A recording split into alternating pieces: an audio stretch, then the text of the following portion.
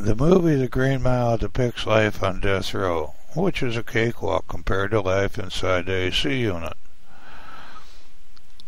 If you stay out of trouble in the AC unit, you're allowed to have a 19-inch color TV set and a Walkman radio with headphones to help you pass the time. This is part of CDC's Carrot and Stick project to keep inmates in line and out of trouble. For a large part, the inmates on death row, the project works. After 1 month stay in the AC unit, I was classified as grade A. Moved to the East Block. The East Block is as long and as wide as a football field, with 5 tiers high and 500 single cells. There are about 400 condemned inmates inside the East Block. The place is full of antisocial, psychopathic killers. The other inmates inside East Block are from the main line, doing their whole time as AD-SEG inmates for disciplinary violations of CDC rules under Title 15.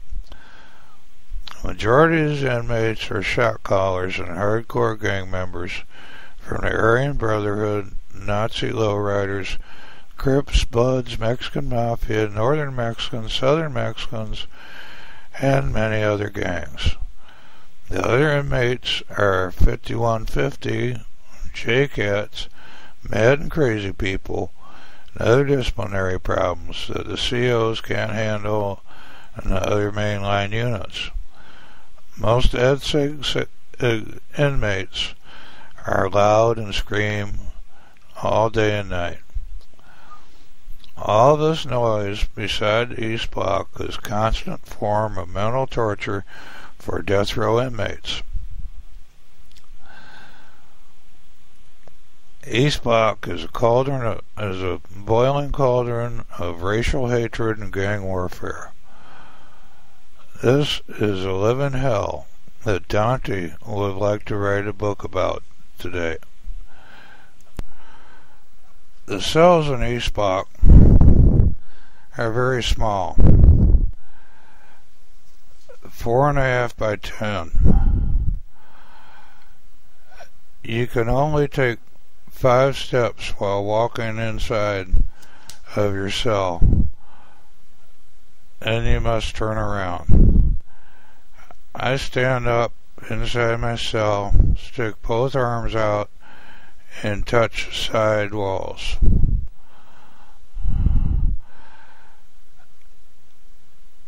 I have front bars on my cell, like the AC unit, but I have a dirty window that I can look outside and see the sky. Here in East Block, only one guard will escort you to and from the shower or the yard, unlike the AC units. This is still a lockdown high maximum security unit, and you're always under the gun in the East Block, inside or outside the unit.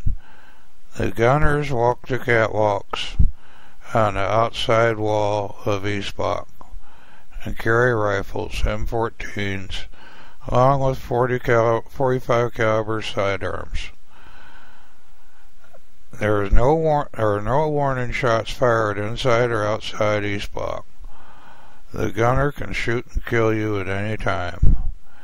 Even a fist fight with no weapon can get you shot and killed. You can go to the showers 3 times a week and outside 4 or 5 times a week inside the East Block. There are 6 yards in East Block for condemned inmates, with 50 to 70 men on the yards at one time. Yards are very small, 40 feet by 80 feet. Concrete walls. They're concrete with 20-foot high walls and razor wire and gun towers to keep you inside the big house of pain by the bay. The gunners on the yard also have use of non-lethal weapons to stop fights, such as the block gun and a large water cannon that shoots pepper spray. To go to the yard, you must undergo a strip search. Walk out in the yard in your shoes and underwear with your hands cuffed behind your back. Your other clothing that you will wear out in the yard is contained in your yard bag that you carry with you. Before you go outside the yard, the guards pat you down and warn you for weapons, and put your yard bag through the x-ray machine. You go through the same process after coming back, but you don't have the strip search. The inmates on death row in East Block may also go to the law library and religious services one time per month. You can also have full contact visits with family and attorneys. All condemned inmates on death row live in single cells. Condemned prisoners spend a good amount of their time in the cell to themselves. Isolation and sensory deprivation is the name of the game on the roll. People will fight to retain their sanity every day on death row, but some lose the game and go mad and crazy and become a J-Cat, and off to the AC unit they go. After long periods of isolation, some people become psychotic. They start to hear voices and see things, as in schizophrenia. Medical staff on the road try to control the J-Cats with psychotic drugs, but they're losing the war with the broken minds. There are too many toys on the road to fix. I would estimate that 15-20% of the inmates on death row suffer from some form of mental illness. Moreover, I would also state that 80-90% of the inmates on the row suffered from alcoholism and drug addiction on the streets, and of which the collateral effect upon the condemned at the time of their crime that they are getting convicted of at their capital murder trial and landed them on death row.